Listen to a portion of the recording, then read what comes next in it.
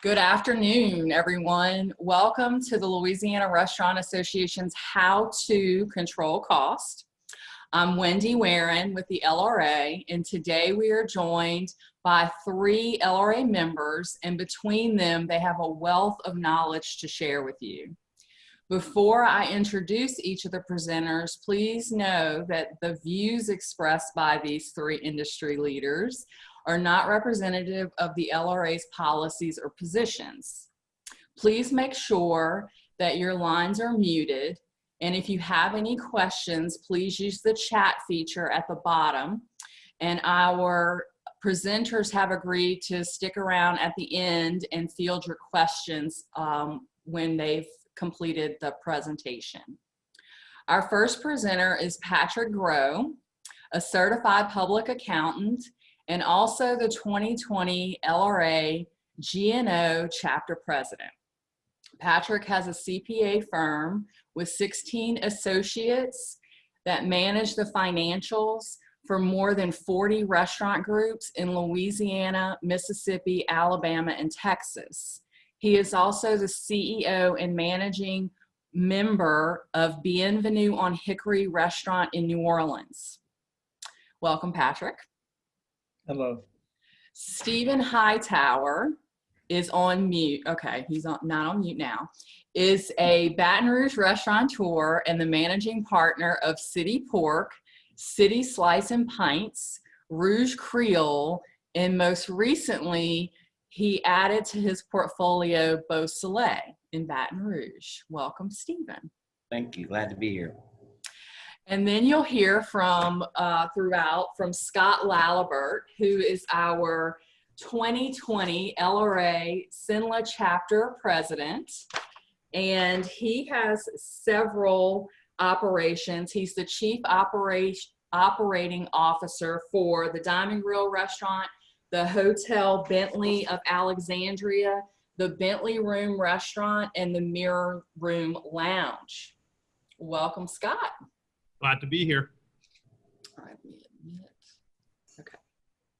This session is being recorded, so if you are taking notes and things get away from you, you'll be able to review it tomorrow when we attach it and include in the Snapshot e-newsletter.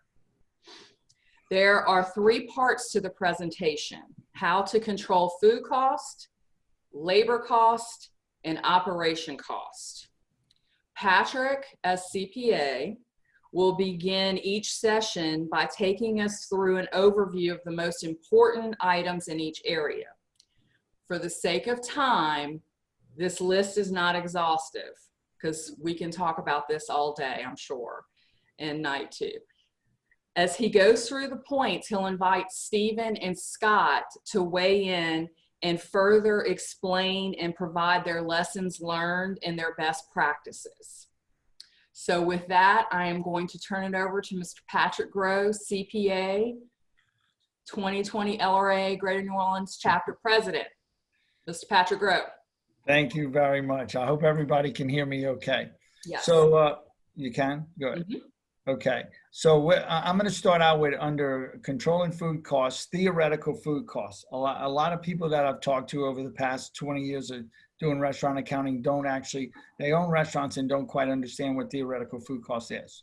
And basically theoretical food costs is when you price out each dish on your menu based on the food costs based on the recipe, and then divide that amount by the price that you're paying, that you're charging the customers to come up with a percentage of food costs. Many times I find that even in my own restaurant in Bienvenue, we have priced things on the menu and we have a higher food cost than what we would like or what we expected it to be. Many of my clients also think they have the proper food costs, so they don't understand why their actual food cost comes in high, and it's because they didn't price the dish right, or the ingredients is not correct to get to 30%. So a lot of times your menu is unintentionally priced to have high food costs. Depending on the type of concept you have, Food costs the benchmark on food costs in the restaurant industry nationally is 28 to 30%. Without calculating your food costs, it can set you up for, sometimes as much as 40 to 45% food costs, and you didn't even realize you had that. Generally, other than pricing and theoretical food costs are excessive and higher than the benchmark based on typically incorrect pricing, spoilage, lack of portion control is a big one, and incorrect purchasing, and then lastly, hopefully not theft. The goal of a restaurant is to have 60% prime cost, which 30% is food costs, or cost of goods sold, and 30% is labor, which we'll get to later. With the right prime cost, if the overhead structure of the restaurant is in line, it's mathematical that the restaurant with the right sales should make money. So with that, I'm going to invite Scott to give us some more input on our food costs. Yeah, I mean, I totally agree with you with the theoretical food cost. And, really now is the time to be looking at that as an owner operator. And, some of the things that we do to assist with controlling our food costs is utilizing software that's provided. Your POS system certainly, or should, if you have a good quality, should have some type of inventory tracking. I know that a lot of your food distributors and vendors do offer free software online that will actually produce a production cost per menu item based on the groceries you're purchasing from them.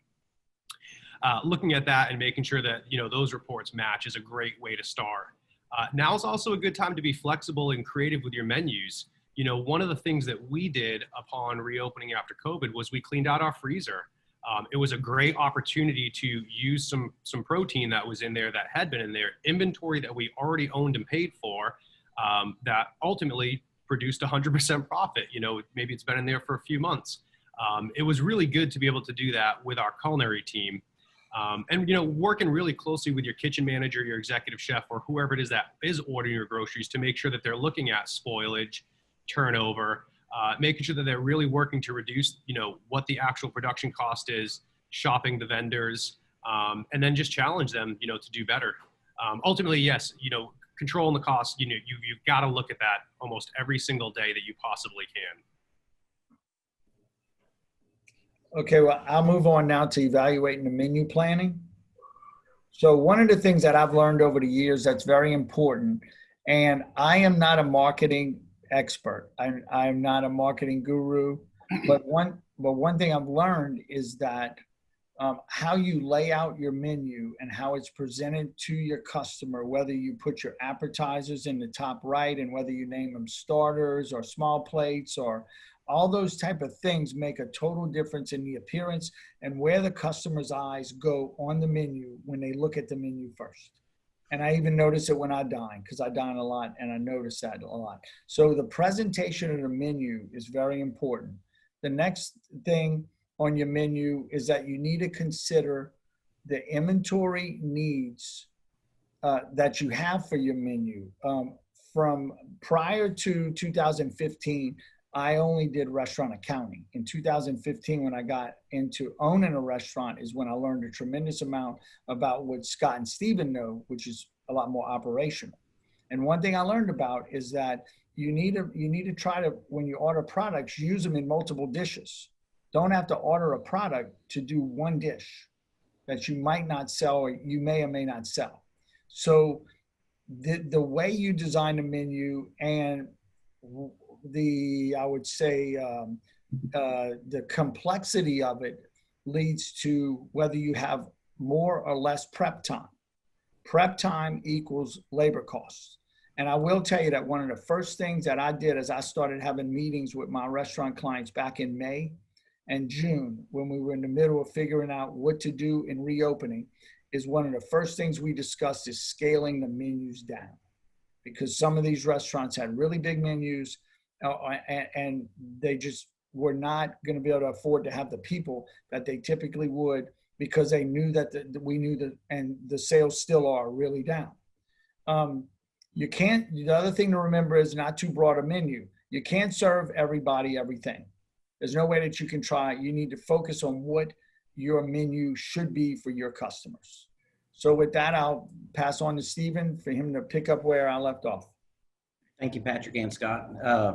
Yes, I mean, this, with every crisis, it can be viewed in a couple different ways. I mean, we have really done our best, despite all of the hurdles, to take the crisis and see what the opportunities are. And a lot of those opportunities have been in this complete reset of looking at our food cost. And to what Patrick was just discussing, I think so many people had to scale down their menus. That gave us the opportunity to reset, dive into each dish. And what gets forgotten so many times when restaurateurs are, I've got this great dish, I'm going to calculate my food cost. I know this steak is $5.50 a pound or plate cost is $5.50 just on my protein, but the impact of all of the other ancillary ingredients brings that thing up above that 30% threshold that we're all shooting for. So this really gave us the opportunity with more time together with as many of our key players as we had still on staff through all of this. But as we've gotten, to that 50% level and 75% occupancy level, we've been able to expand out. But throughout all of that, we've actually had taken the time to go through each dish, get that theoretical, see what we're looking at, and really hone in all of our cost levels to be at that 30% or below threshold. So, I really do think this has been that opportunity where, hey, maybe in the heat of the battle, we weren't doing portioning. We've implemented all of the processes of portion control. The other side of that was also looking at price adjustments. Is this our time? So nobody's here right now. You can look at it a couple ways. Maybe I had items overpriced and we were technically kind of gouging customers just because they were popular, but we needed to come in at something lower to get people in the door. But we actually found out after we looked at our theoretical and spent the time to do that, hey, this is still a great dish at a great price. On the other side of it, I think all of us have dealt with supply chain issues, prices going up. I really take the time to read publications about our industry. And if you just watch the news, they're in the Advocate here in Baton Rouge, food for restaurants is going up, expect price hikes. I'm not trying to take advantage of the situation, but this could be our opportunity to say, you know what, people are just going to be happy to get back in a restaurant. Maybe I can look at my dishes and say, which one do I have the opportunity? If it's got crab meat on it, I can take that chance and bump that price and see what we can get out of it, especially when we're fighting for every dollar that's out there. And I'm sorry if I jumped around slightly, but during that evaluation process, we were able to see, who our stars were, our winning dishes from a cost standpoint. We were able to see the plow horses. We like to see maybe that's not the most profitable, but they always sell, they're priced right. And then, we were able to see that some dishes that we thought were awesome and we made all this money off of, they were completely costed wrong. We made so many mistakes in what we were looking at when we took care of the dish. You'd be surprised how much those edible flowers cost. But, it's, looking at those things to say, okay, these are losers. It doesn't sell, it's a dog for us. Now's our chance, even though we know our number one regular loves that. Maybe we can, to Scott's point, challenge our chefs, become more creative, and really talk through those relationships to let them know, look how great we can be. And then on the backside of the controlling food cost part, we put together a winning dish from a cost and taste standpoint. So, our morale of our chefs, to what Scott was saying earlier, we did the same, very similar things. We had the time. I said, you guys find the passion in food. We're going to find the understanding that we really understand the business of our food, but you can come up with as many great things as you can. And we've really come out, I think, stronger, and we've used it as an opportunity. Patrick? Yes, sir. All right, next we're going to talk about consulting with your vendors. And I want to say one other thing about food costs, theoretical food costs. In my opinion, and Scott and Stephen can definitely mention, give me their feedback. There's no way, if you cannot do theoretical food costs and expect every dish on your menu to be at 30%.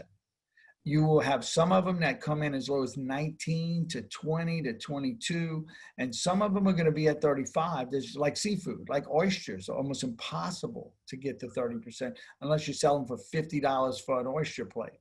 But the goal is the average, and then based on what you sell, the average is going to fall with 22% versus 34% and falls in that 30% range. So anyhow, so for I just thought I'd mention that. So everybody doesn't try to go make everything on the menu 30%. That's impossible. That also speaks directly to menu engineering. There are places that people's eyes naturally go to first on a menu, and that might be where you put your power horse, that you might put your dog somewhere else. That way people aren't going right to those. So, I mean, the menu engineering along with theoretical food costs and hitting that average is super, super important across any concept restaurant. Yes. Your theoretical is going to drive you understanding that balance. Because yes, I mean, you're exactly right. You're going to have some that aren't exactly what we're saying today, but you've got to make sure that the balance of sales with those dishes balances. I mean, our sides might be 15% and those equal that one dish in sales that we run at 40. So understanding that balance as well to get to that number through your entire menu balance is key. So for consulting with your vendor pricing is critical, and food is a commodity. So it's constantly going up and down. Meat and chicken and pork were up in June and July, and I think it came down a little bit. So you really have to watch your pricing. That's very important. Vendors might not like me saying this, but I believe that it's very difficult to get the best pricing from one vendor on everything. So you may need to use, I know at Bienvenue, we use 3 different vendors, 3 different food vendors, and we use them pretty regularly, but we need to use them because they have either specific products we want, or they have the right pricing on what we want. So shopping pricing doesn't necessarily mean switching vendors. It means just trying to get the best product from the best vendor. The other thing that I'm a real big believer of is talking just frankly with your vendor and saying, look, let me know if something goes up significantly. Work with me on it. Don't let me find it so that I have to start shopping it, because it will actually save you time. And if you have a good salesperson that works with you on that, you could really save a lot of time and still save a lot of money, rather than just switching vendors every 3 months. Next, we're going to go and talk about inventory software. Without inventory counts, management and inventory management, if you're basing your food costs in a given period or a given month on purchases, timing is never going to give you the correct number. Because if you are placing an order and paying for it on September 28th, well, then coming into October, you're going to have a lot of that food left probably. So your food costs may look really high depending on what you paid for on September 1st. So without taking an inventory, there's no way to beat that timing. When you take an inventory, you pull out of cost of goods sold and put on your balance sheet as inventory, which you still have, or you write off from inventory and put into cost of goods sold, which you don't have.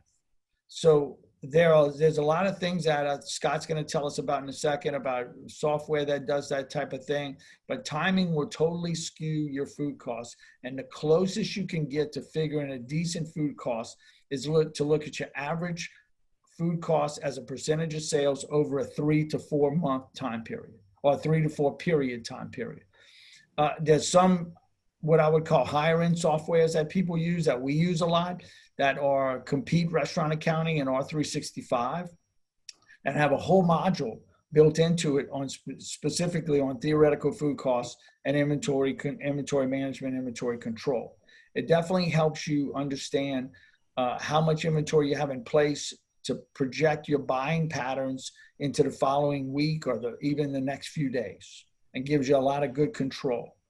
Scott maybe can mention some inventory software he's familiar with. So again, also speaking, to the software, both with your point of sale system, your vendors, it's really crucial that you're doing a physical inventory in your property as well, because unless you're putting your hands and your eyes on product, I mean, you really need to know what's in there. And like you said, making sure it hits the balance sheet correctly. We count inventory twice a month, and that's liquor as well as groceries. It's very important. As far as the point of sale system, it's going to record your revenue. If you take the time and you input all of your menu item cost, it's going to do a lot of the work for you, but you got to keep up with it based on current prices. If you don't spend the time doing it up front, it's not going to report accurately for you. And then again, going back where you can pull from your grocery bill or from your vendors and say, hey, wait a second, something's not matching up. Those reports should look close, to each other at the end of each bi-week period or monthly, whenever you're doing your inventory. But yeah, utilize both your point of sale software, and almost every single point of sale software is going to have inventory management built into it. Flipping over, so there are specialty products that are specific for restaurant inventory management. We use QuickBooks for accounting over here, and it does have an inventory management section as well. Now, it's not as thorough as what I would like, but multi-facilities, you kind of work with what you have. Steven, do you have anything you'd like to add about the inventory software side?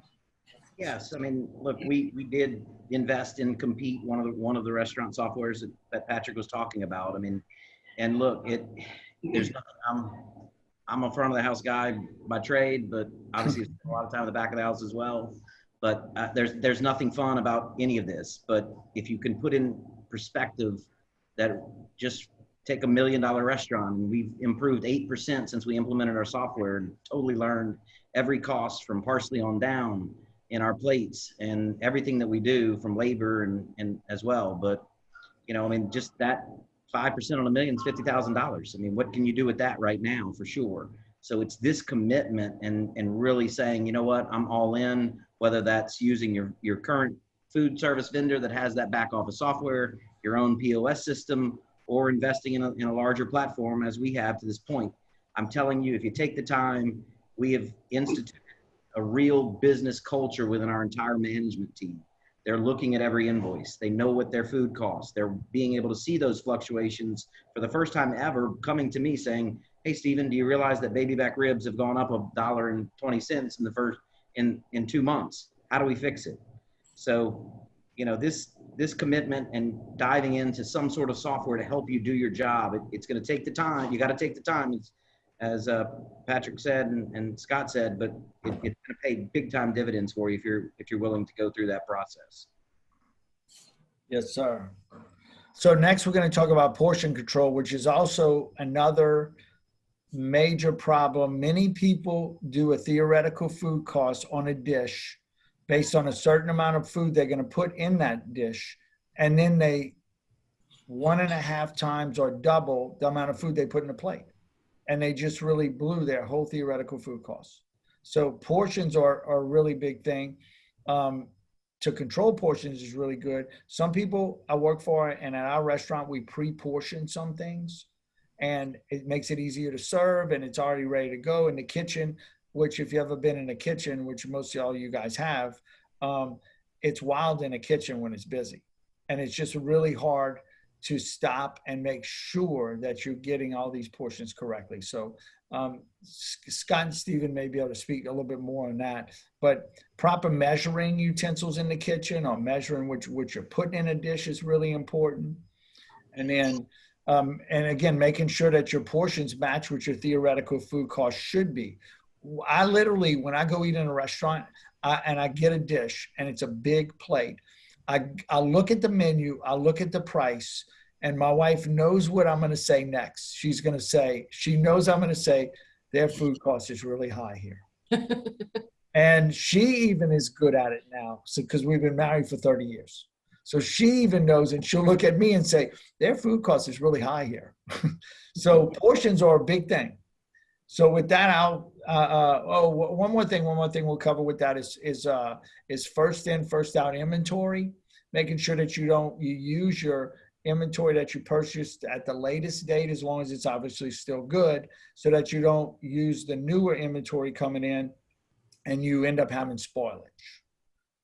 So with that, I'll pass on to Steven to give us some more information. Yeah, I mean, this one's going to be real quick. I mean, it's just something that we've learned because we've now had a little more time to focus on our business, which is just understanding how to turn that inventory. I mean, if we're making these purchases and, if I can turn my entire inventory, 1.5 to 2.5 times per week, then not only am I getting the freshest product, I'm getting the most out of those dollars. I mean, that profit margin, could incrementally grow over time because of that rotation of what we're doing with our inventories. So I don't want to get too far off on that, but go ahead. Scott, you got anything on that one? No, I mean, I agree with both of you. You know, first in, first out it should be like implanted in everyone's brain, regardless the size or the flow of your operation. But yeah, turning inventory, I mean, it's crucial right now. Not over ordering is going to help. Ordering specifically based on your business trends and utilizing everything that we just mentioned before is really going to help everyone reduce their labor cost. I know that we're moving on to labor costs, which I know is something else that that has a huge impact on every restaurant's bottom line. So, an introduction. Patrick.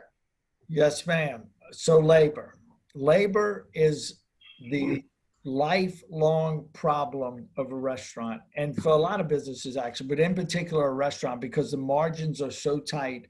If you miss either your food costs or your labor by 5%, either or, the national average by the National Restaurant Association for pre-COVID, now this is prior to COVID, net profit is 10%. Net profit. Now I have clients who, again, pre-COVID have netted as much as 12 to 18 and sometimes 20% but they run a really finely tuned machine. But labor is a big deal because you can go off on labor by 3 to 5% without even blinking. And that cuts your profit in half right there. If your profit is running 10%. So what I look at labor, when I talk to someone about labor, I consider labor what I call loaded labor. Loaded labor is not just your wages. Wages are only a part of the formula. Labor, the benchmark for labor in the restaurant industry is 30%. 30% is hard to get to, especially if sales are not at what the restaurant model's designed for, which is the problem everybody's having right now. Most restaurants that are not doing 80 to 90% of their sales or more are running labor closer to 40 to 45%, just because of the fact that in a restaurant, whether you do 10,000 today or whether you do 30,000 or whether you do 3,000 today, you still need a certain number of people. There's a minimum number of people you need to staff your restaurant. And so labor is a challenge. And I will tell you, I have created spreadsheets and done calculations and broke it down to doing weekly labor and figuring out one of the things that I did at my restaurant that worked really well to help get them in line with labor was to create a spreadsheet where every Monday we would get the schedule of the upcoming week, and we would have the time from the prior week. So we would put the schedule in a projected labor. It would calculate based on salaries and hourly, what we're paying for that week. Then I would add a component for payroll taxes, and I come up with a total labor based on projected sales.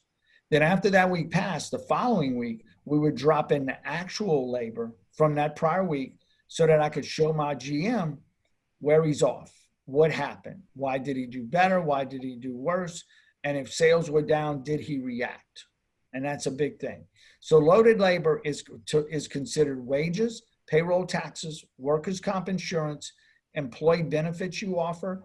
And in a lot of cases, restaurants like to include employee comps because that is a cost to having your employee. In my opinion, again, Scott and Steven are more operational. They could give you more operational feedback on this. But from what I've dealt with and learned, the key is scheduling. The key is looking at what hours you're open, what hours do you need people. I'll give you a perfect example. At Bienvenue on Hickory, we were open from 11 to 8, Monday through Thursday, all day. We realized that from 2 to 5, we have no business. We looked at the hourly sales reports. We now open from 11 to 2. We close at 2. We open at 5, and it cut my labor drastically because the whole shift was gone from 2 to 5 on Monday through Thursday. Friday, we stay open all day. Saturday, we quit opening for lunch, and Sunday we open for brunch. Last week, our labor ran 32%, which was, I'm okay with that right now because sales are not really where we need them to be yet. So those are all things just to analyze.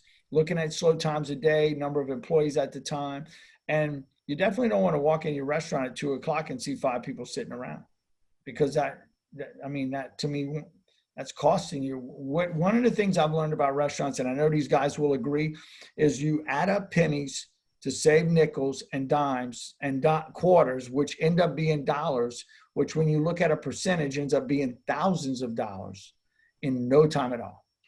I mean, so Scott, take it from there. So, I completely agree with you about looking at what your labor costs from an operational standpoint. I know, I'd like to say I know, but I have a great idea what each one of my higher paid culinary people cost. And it's the time to right size your. We've done that here. I've had to reduce my staffing because the revenue is not there.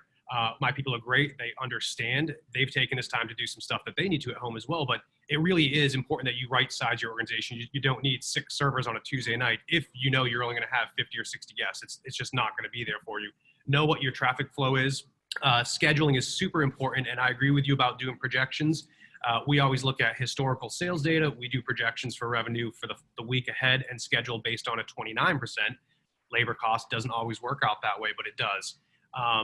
Cross-training, that's a huge thing right now. Bars were closed for a little while. I've got several well-trained hospitable bartenders that I cross-trained into servers, and they loved it. They loved being on the floor and doing full service dining. It gave them an opportunity to learn a little bit more about what happens on our dining floor versus behind our cocktail bar or lounge. They tend to make great servers. Really keeping your people motivated, making sure your morale is good at the facility. And again, reducing your operating hours. I have a casual concept restaurant in our collection here that is breakfast, lunch, dinner, 7 days a week. I cut out the breakfast. That 6 a.m. to 9 a.m. was not doing it. That specific restaurant resides within a hotel. Hotel occupancies were down for quite some time due to travel restrictions.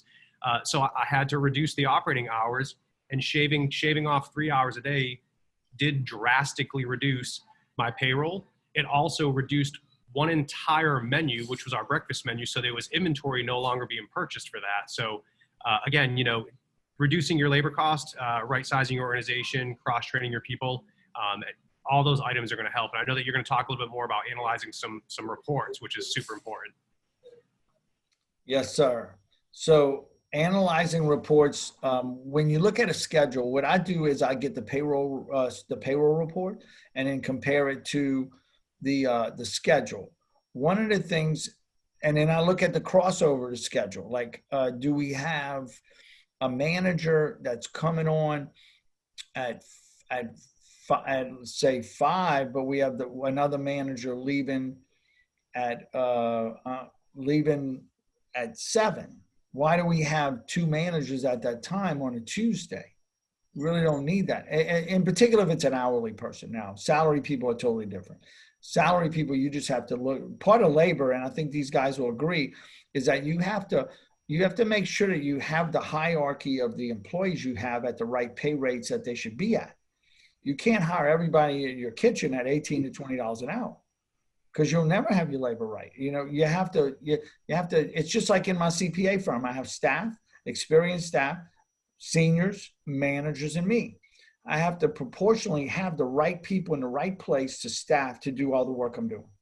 So restaurant is the same way. So when you compare the schedule, we mentioned to comparing actual labor to scheduled labor, and then those reports can give you the increases or decreases, and then you can address why.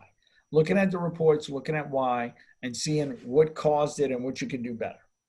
So Stephen, why don't you add some more information for us, please? Sure. I'll try to fill in just a few little different ideas. I mean, in a sense the same, but we've really looked at all of our shifts, and if we're carrying our salaried personnel, whether that shift in front of the house managers, I think we learned very quickly when we were just doing, or in the middle of lockdown, just doing to-goes. I mean, I obviously had managers that quickly became cross-trained and became great chefs. And, now as we look at a week, and yes, we're using those labor budgeting tools, to your point, Patrick, looking at the different reports, and Scott, to figure it out. But, we've really tried to hone in, okay, I want to try to get my people as many hours as possible, try to find the balance in their rates, all right, and a talent balance. So it's kind of threefold. So Mondays, Tuesdays, high salary personnel, you showed me you could do it during lockdown. I know you have the capability.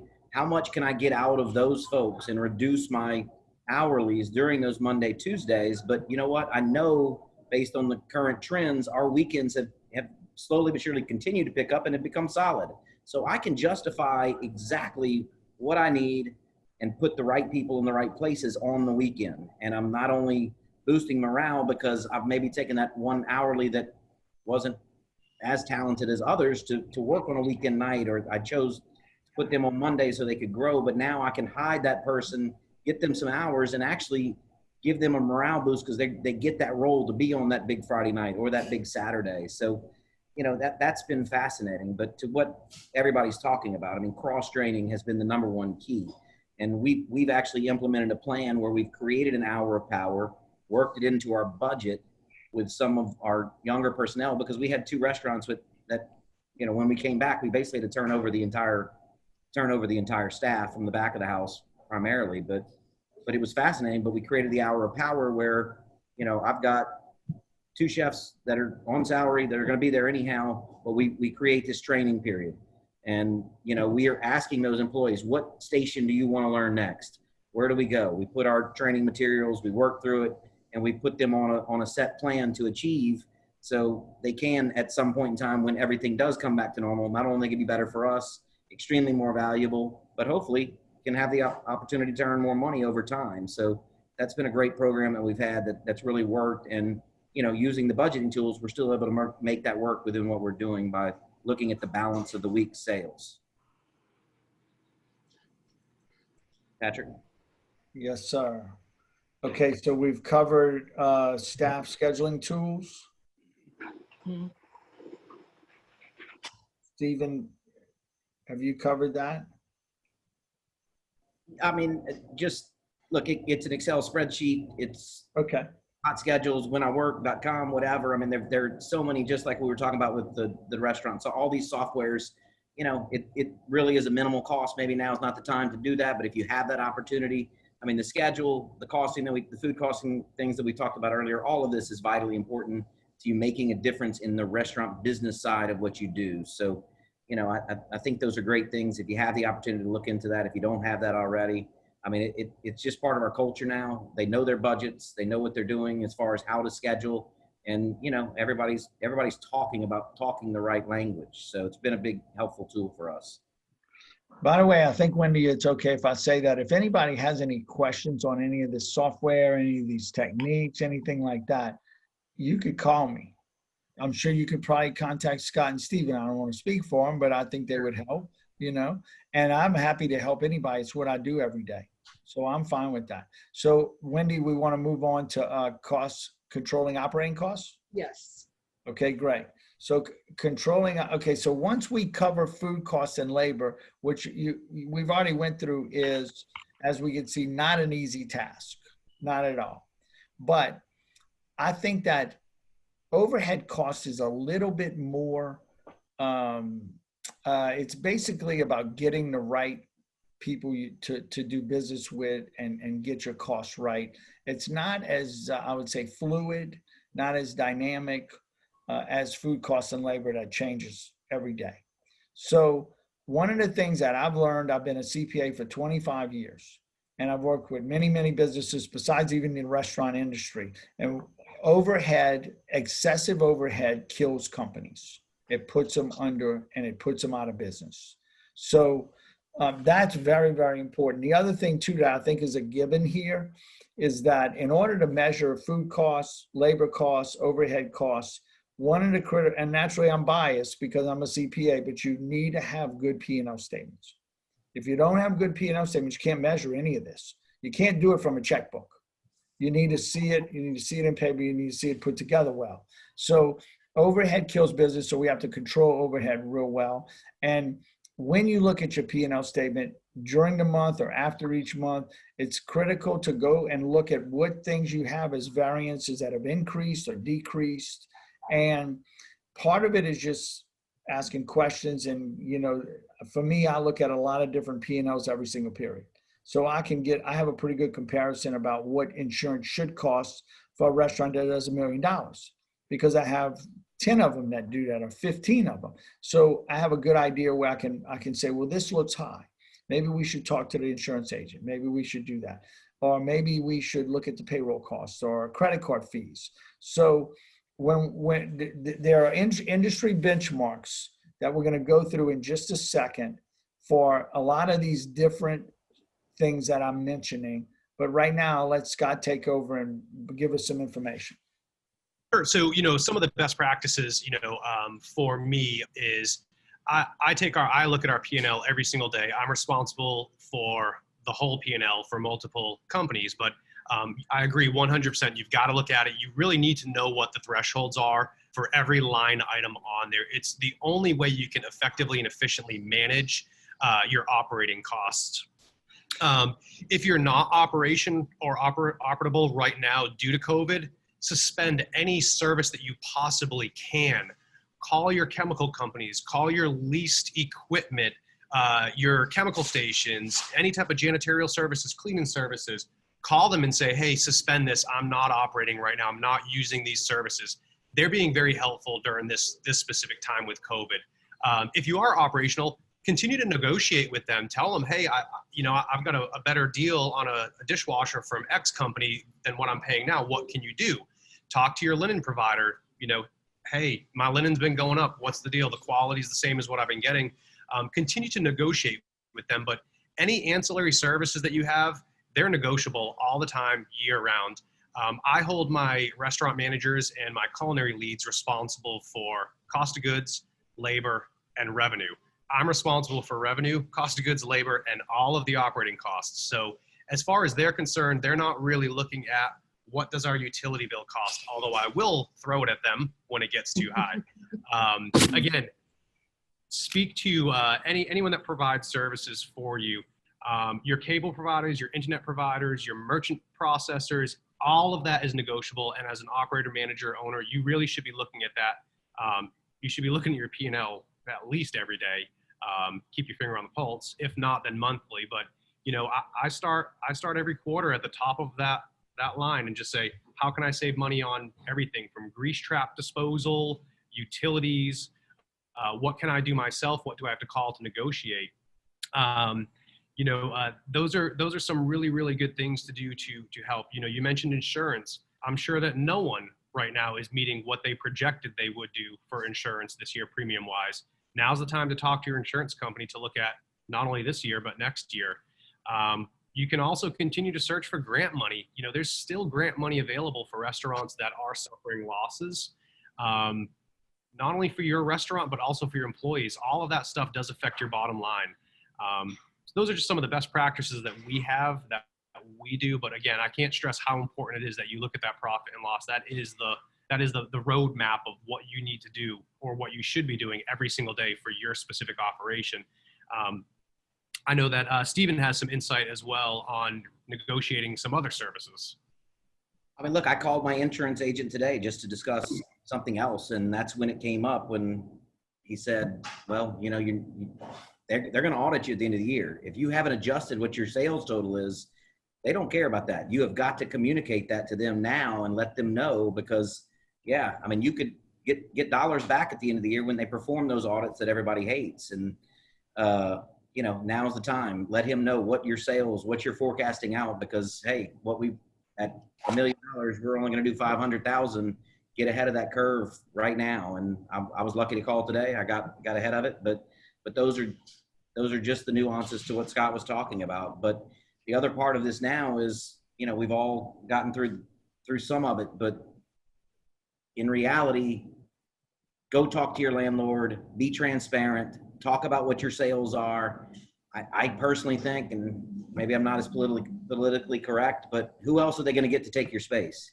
I don't know, but I know that right now you might have some leverage to say, you know what, if you want me to stay here, we're going to be back paying full. I think Patrick said it perfect about, can I tack it on to the end, or what does it look like? How far out are you to the end of the lease? Now could be the time to say, this first quarter of next year could be rough.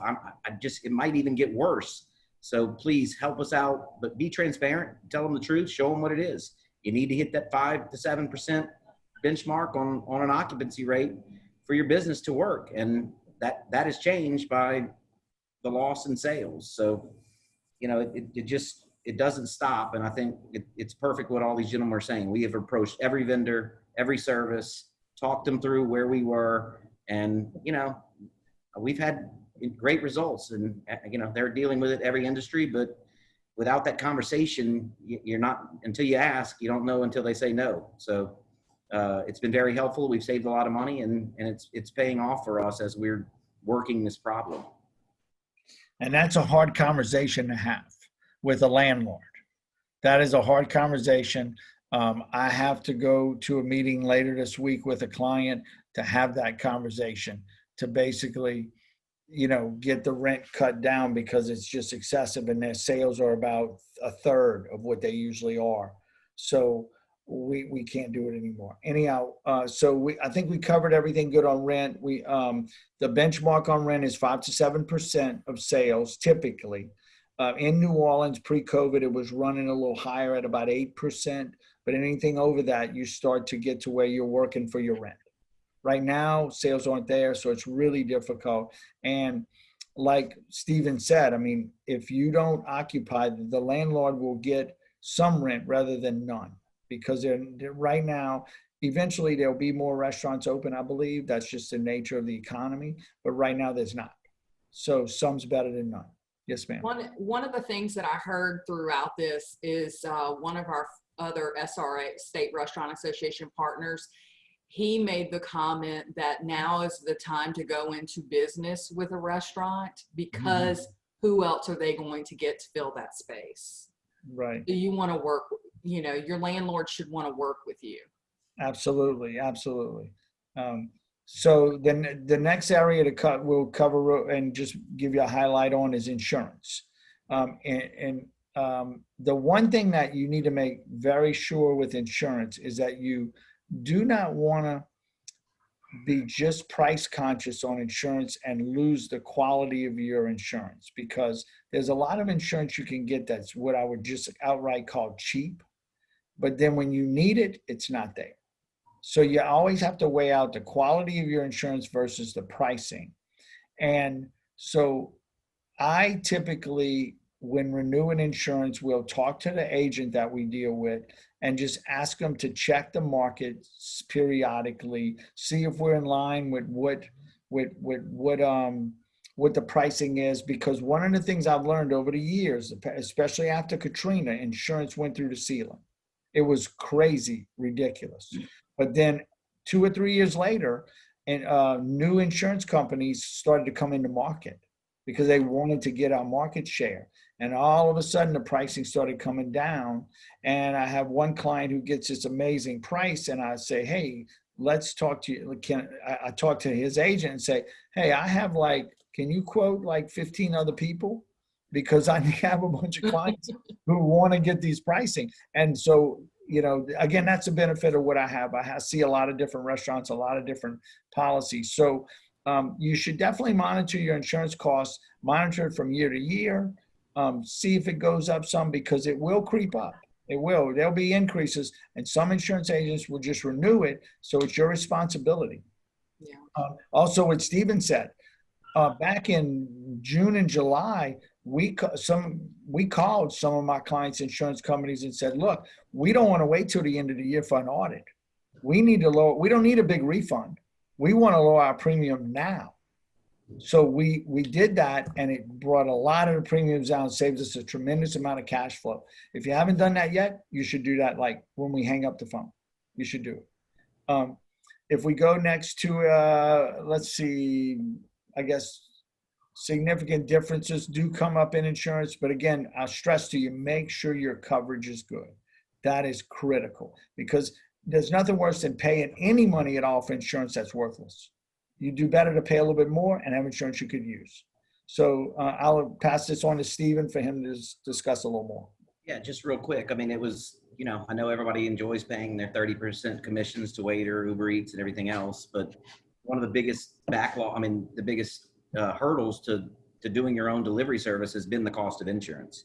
And that's why they're so essential. The third-party delivery services are so essential to us now. But it started with Liberty Mutual. I know there's a lot of other insurance companies that have jumped on board to this, but we're paying $50 a month right now for them allowing approved drivers. Regulations on those drivers aren't that stringent. And if you had the idea, like, I need to deliver, I don't want to pay everybody 30% of my sale, now's the time. And you can balance that out with the proper labor model, but we're delivering it. We're doing our own in-house delivery. I know there's other apps that are out there through some of the credit card processors that are creating delivery models that they can work for you, you can implement into your website. We did that. I know we're out, just the power of the LRA. I learned that from Randy Daniel in Lafayette. He showed me another option there, and us working together now, I've got delivery set up that I don't have to pay commissions, that we push everybody that calls or asks about delivery to our website, and the insurance is completely affordable. I don't know if that'll last forever, but it's out there right now. Go grab it and save a little money and make the most of your sales. Patrick? Yes, sir. Yes, sir. So, so next I'm going to cover several things, and that would be, I'm going to cover credit card fees, payroll processing, repairs and maintenance, and just give you my general thoughts on that. So credit card fees are something to monitor in your restaurant. Typically what I've seen is reasonable credit card fees will run anywhere between 2.2 and 2.6%. It depends on the mix of credit cards you take. American Express is higher. It'll end up being higher. So if you have a large amount of American Express activity, like downtown restaurants in New Orleans tend to have, your credit card fees might be in the over 2.6%. But it's just something to monitor. Many times you could talk with your credit card company you're using and just discuss with them that you feel like your fees are getting higher than what the industry is, and they'll adjust them. Or sometimes, unfortunately, you may need to shop credit card fees and get a credit card processor. Now, I do have, and I don't really have an opinion on this because different people feel different ways, but I have some clients who are now passing the credit card fees on to the customers on their ticket, on their bill. I don't know that I have an opinion on whether that works or not. I think that it depends. I have a couple of clients that it does work, and some of them that they wouldn't do it because they don't think their customer base would allow it. It would be more of an uproar than is worth it. So that's definitely something that you have to look at for your own concept and your own customer base. Payroll processing fees can be excessive. It depends on what you want in your package. The main thing is be aware of what you're paying for, because I have seen clients sign up for payroll processing and they have 4 employees and they have an HR package they're paying $300 a month for. And they don't even realize that they don't really need an HR package for 4 employees. So those are the things to look at to make sure that your pricing is what you want, not just the pricing, but what you're paying for. So be aware of your services and monitor your payroll processing fees.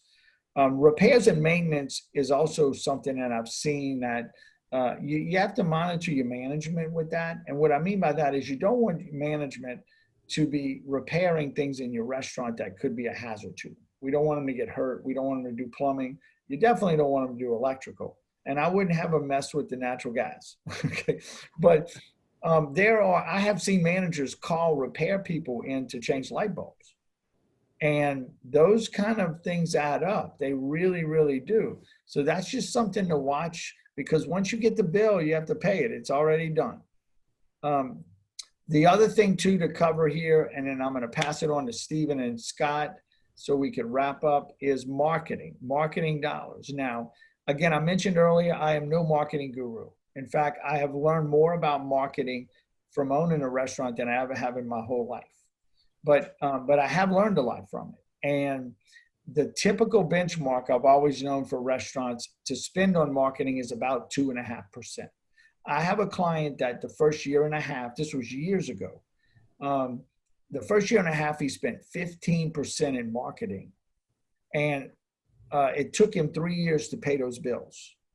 So you don't want to go, I don't know that you want to go overboard on marketing, especially if you're an established restaurant, but I think marketing is critical. And nowadays, again, based on my knowledge, which is very limited, I would say that social media is great, and it's a great It's a lot. It's a big bang for the buck. Gets a lot of exposure. We almost totally. I do have a marketing company I hired for Bienvenue that does our search engines. Search engines are very important, but he handles Facebook, Yelp, Google, TripAdvisor. He does all these different things, and it's all online. And we get a lot of exposure, in particular for us for Facebook. And then lastly, there's some of these credit card type marketings that have rewards involved, and their fees are pretty reasonable. And I'm a guy that I look at the numbers and say, okay, like Uber and Waiter and all this kind of stuff, and okay, this program is going to charge you this amount of money, and these advanced loans they do. I've looked at all that kind of stuff. I've looked at it all. And some of these reward programs are pretty good though, because they charge you a very minimal fee.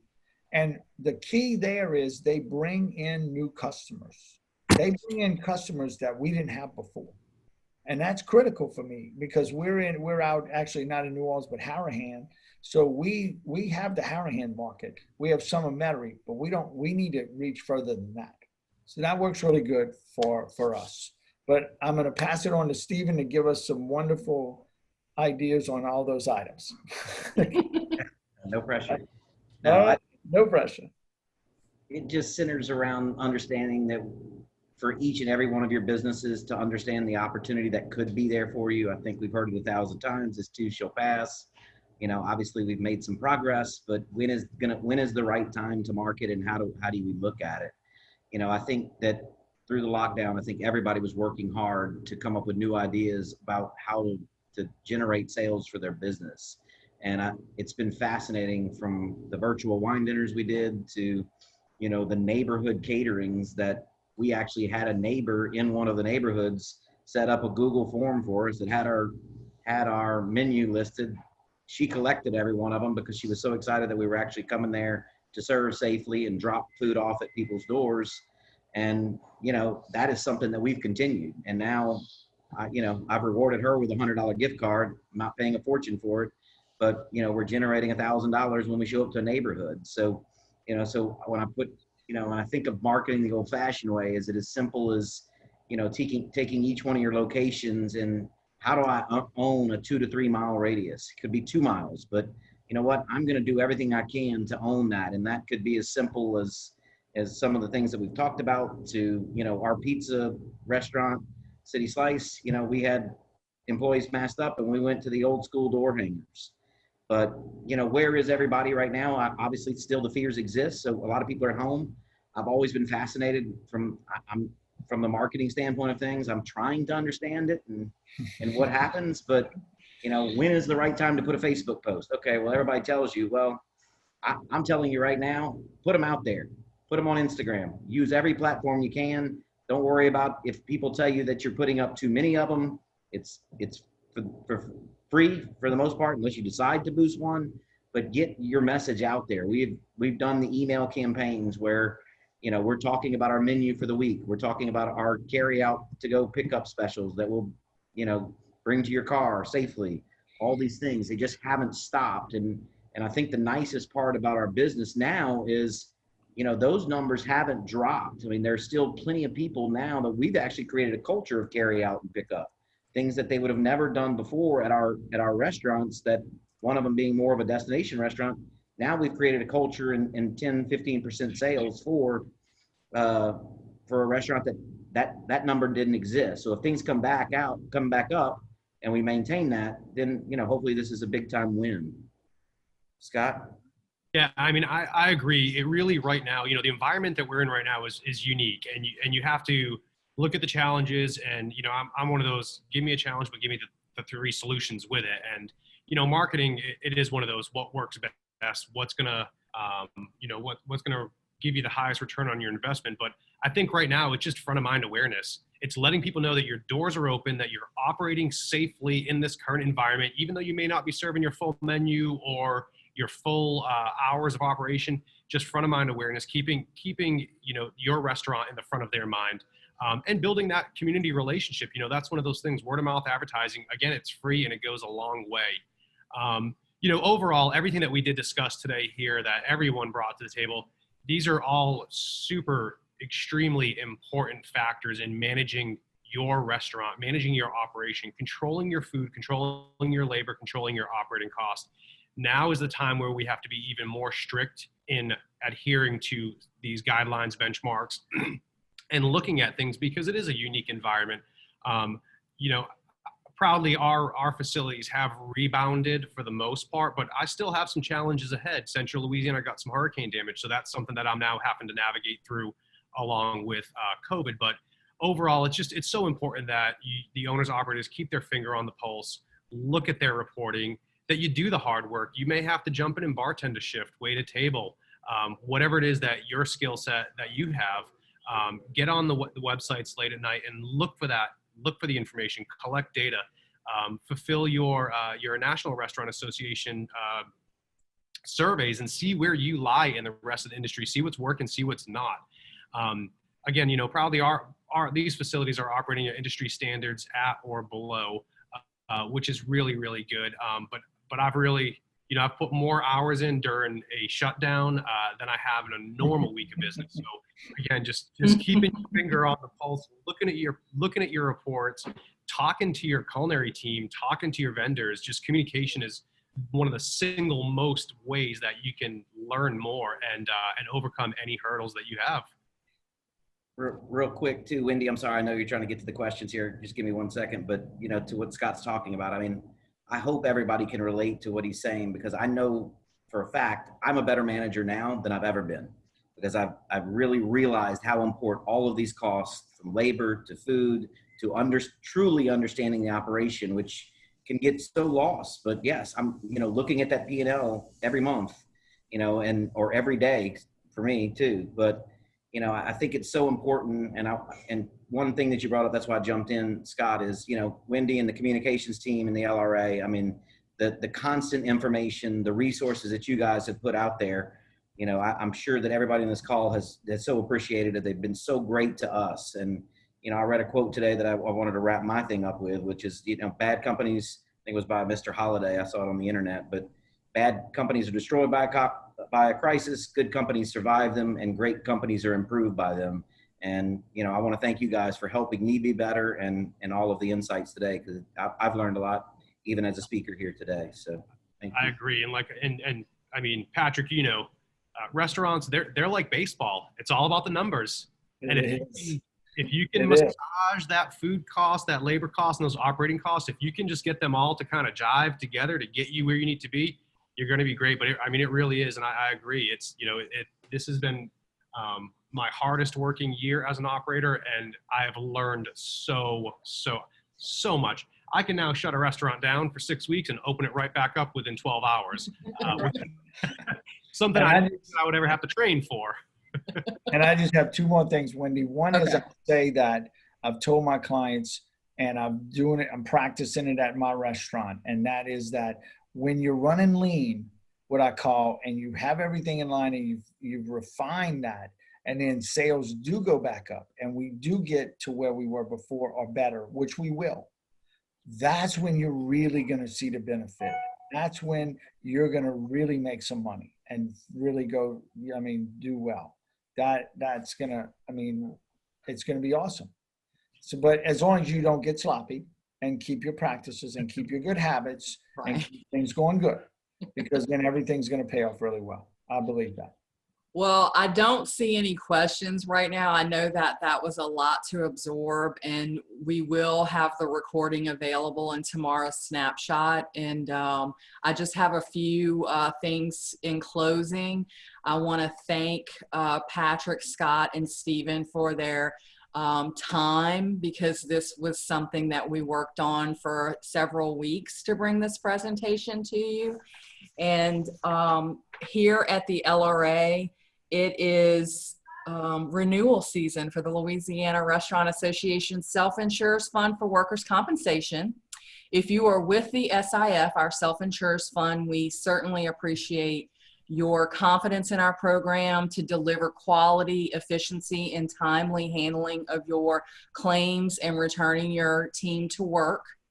If you have your workers' compensation coverage with someone else, please allow us to provide you with a no commitment comparison quote.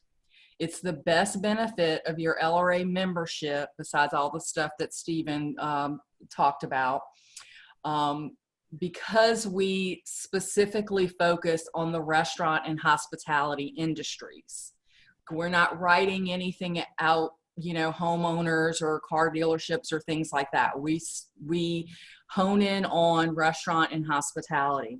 If you would like us to provide you with a quote, you can email LRA SIF quote at LRA.org.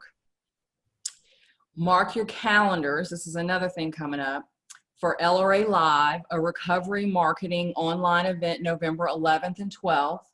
This virtual event will feature knowledgeable industry leaders, such as some of these guys, and brand experiences from companies you may know or they want to know you. You can visit us at www.lra.org. You can follow us on Facebook, Twitter, LinkedIn, and Instagram. And if there is anything you ever need, day or night, that we can assist you with, you can always email us at communications@lra.org, or you can call the office during your normal business hours at 504-454-2277. Communications@lra.org. We have 4 of us get those emails, so there's always somebody on the other end waiting to assist you. Until we meet again, best wishes and good health. Thank you so much. Thank you. Thank you. Thank you.